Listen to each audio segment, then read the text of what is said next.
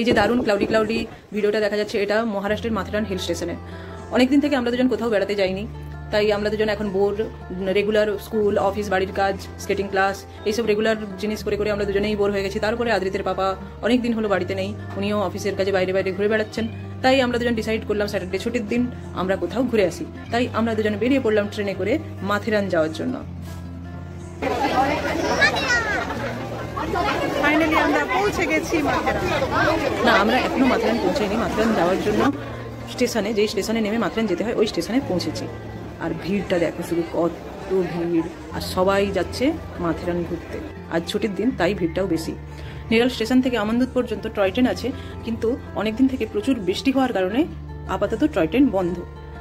তাই অগত্যা আমাদের এখানে ব্রেকফাস্ট করে শেয়ার ট্যাক্সি নিয়ে আমন্দুত পর্যন্ত যেতে হবে।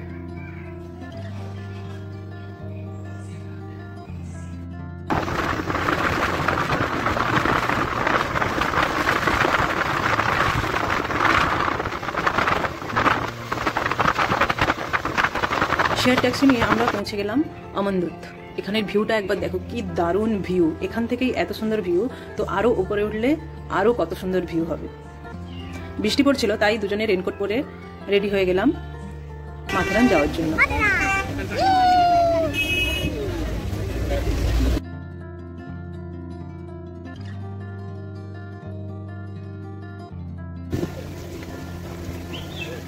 এমনিতেই বর্ষাকালে মহারাষ্ট্রে প্রচুর বৃষ্টি হয়, তার উপরে এটা তো হিল স্টেশন, কন্টিনিউ বৃষ্টি হচ্ছে। এক্ষুনি থেমে যাচ্ছে, কিন্তু আবার এক্ষুনি শুরু হয়ে যাচ্ছে। তো সেই জন্য রেনকোট পরেই আমাদের যেতে হবে। এখান থেকে ঘোড়াই করেও যাওয়া যায়, আবার সামনে টয় ট্রেনের স্টেশনও আছে। ওখানে আমন্দুত স্টেশন থেকে মাথেরান স্টেশন পর্যন্ত টয় ট্রেনে যাওয়া যায়। তাই আমরা এখন যাচ্ছি টয় ট্রেনের টিকিটের জন্য।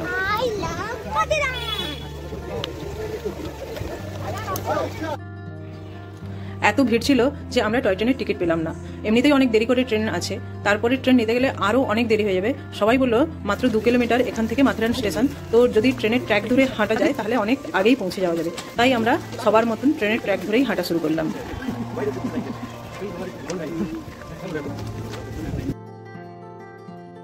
আমরা হেঁটে হেঁটে যাচ্ছিলাম। এমনিতেই আদ্রিতেরও এরকম ছোটোখাটো ট্র্যাক করার অভ্যাস আছে, আমার তো আছেই। তো আমাদের সেইভাবে কোনো কষ্ট হচ্ছিল না, উল্টে আমাদের মনে হচ্ছিল যে হেঁটে যাওয়াটাই বেস্ট। কারণ এত সুন্দর ভিউ, যেটা টয় ট্রেনে গেলেও দেখা যেত, কিন্তু এত ফিল করে যে ব্যাপারটা সেটা হতো না। তারপর আমরা একটা জায়গায় আরাম করে বসে চা খেলাম দুজনে, ভালো করে গরম গরম চা, কারণ ঠান্ডা লাগছিল, বৃষ্টি হচ্ছিল। এই সেই টয় ট্রেন যেটা দেখলে আমরা আসবো ভেবেছিলাম, কিন্তু টিকিট পাইনি। আর অলমোস্ট আমরা তখন পৌঁছে গেছি, তারপরে এই ট্রেনটা এলো। আর আমি একটা ভারী ব্যাগ নিয়ে হাঁটছিলাম, যাতে 2 বোতল জল ছিল, কারণ আদ্রিত আছে মানে আমাকে জল, খাবার দাবার সব কিছু ব্যাগে রাখতেই হবে, কারণ কোথায় কী খাবার পাবো না পাবো। তো ছেলে আমাকে বললো তোমার ব্যাগ নিয়ে হাঁটতে খুব কষ্ট হচ্ছে, তো দাও আমাকে ব্যাগটা দাও, আমি নিয়ে হাঁটছি। তো উনি কিছুটা ব্যাগ নিয়ে হাঁটলেন। এটা মাথেরান স্টেশন, এখান পর্যন্তই টয় ট্রেন। এরপরে আর কোনো গাড়ি কোনো কিছুই যায় না, শুধুমাত্র ঘোড়া যায়। আদ্রিত বললো ঘোড়ার পিঠে চড়বে না, আর ঘোড়া অনেক টাকাও নিচ্ছিল। তো আদ্রিত বললো হেঁটে হেঁটে যাবে।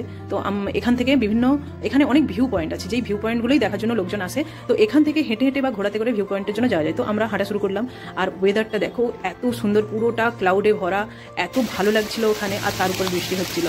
আমরা তো দারুণ মজা করেছি, প্রচুর মজা করেছি, যে বলে বোঝানো যাবে না, এতটাই আমরা মজা করেছি দুজনে।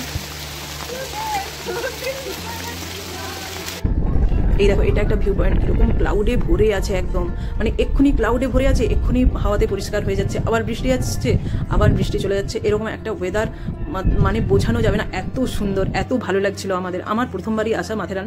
অনেকদিন ধরে আসবো করে আসা হয়নি, তারপর ফাইনালি আসা হলো। এরকম রাস্তা করা আছে, খুব সুন্দর রাস্তা, কিন্তু রাস্তাতে প্রচুর ঘোড়ার পটি আছে, যেগুলো দেখে দেখে যেতে হবে। তারপরে জঙ্গলের ভেতর দিয়ে গিয়ে বিভিন্ন ভিউ পয়েন্ট আছে, ওগুলো দারুণ। তারপরে এইখানে একটা লেক ছিল, যেখানে প্রচুর লোক স্নান করছিল। আদ্রিত বললো স্নান করবে, ও অনেকক্ষণে আমি ওকে বলছি না স্নান করা হবে না, প্রচুর ঠান্ডা এসে। তো ও একদম বললো না, ও স্নান করবেই। তারপরে যখন জলের কাছে নিয়ে গেলাম, এত ঠান্ডা জল, ও একটু পরেই চলে এলো যে না না না আমি স্নান করবো না, প্রচুর ঠান্ডা লাগছে। তারপরে সত্যি সত্যি আদ্রিতকে প্রচুর ঠান্ডা লাগছিল, তাই ভালো করে আবার ড্রেস চেঞ্জ করে ওকে রেনকোট করে দিলাম। দেখো, এক্ষুনি পরিষ্কার ছিল, এক্ষুনি আবার একদম ক্লাউডে ভরে গেল, তারপরে আবার বৃষ্টি এসে গেল। এরকম হচ্ছে বৃষ্টিও, এবার তো প্রচুর বৃষ্টি হচ্ছে, রেনকোট পরেও ভিজে যাচ্ছে, এরকম একটা অবস্থা। আর পুরো দিক একদম ক্লাউডে ভরা, বেশ দারুণ একটা ওয়েদার, কিন্তু ঠান্ডাও প্রচুর লাগছিল, ভীষণ ঠান্ডা লাগছিল। আদ্রিতকে তো খুব বেশি ঠান্ডা লাগছিল, কারণ ও একটু স্নান করেছে এই ঝর্ণার জলে, সেই জন্য ওকে আবার আমি একদম গরম গরম ম্যাগি খাওয়ালাম যাতে একটু ঠান্ডাটা কম লাগে।